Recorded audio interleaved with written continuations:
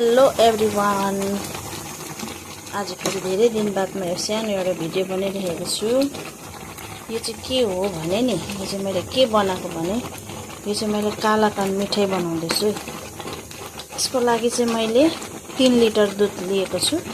3 litre दुध मैले पकाएर गाढा बनाएर अलिक धेरै यो टाइमसम्म पकाएर यसलाई मैले गाढा बनाएँ हो। अनि त्यसको बादमा मैले पाउडर दुध पनि यसमा एड गरेँ।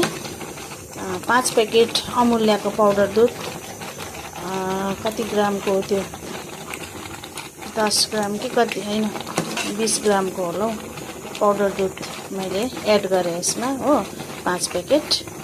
अनि यो मैले पकाएर यसलाई मैले गाढा बनाइसकेको छु।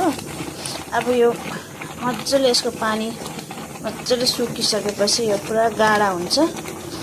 अनि चाहिँ यसलाई म निकालेर एउटा प्यानमा फैलाएर राख्छु।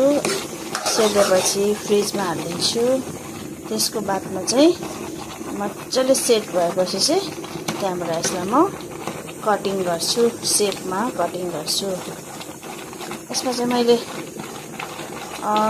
दुध, लिक्विड दुध, पाउडर दुध पकाएर मजाले अलिक आधी जस्तो गाढा भइसकेपछि चाहिँ मैले यसमा भिनेगर हालेँ, जसले चाहिँ यसलाई फटाउँछ अनि यो दानेदार बनिन्छ हो, मजाको दानेदार बनिन्छ।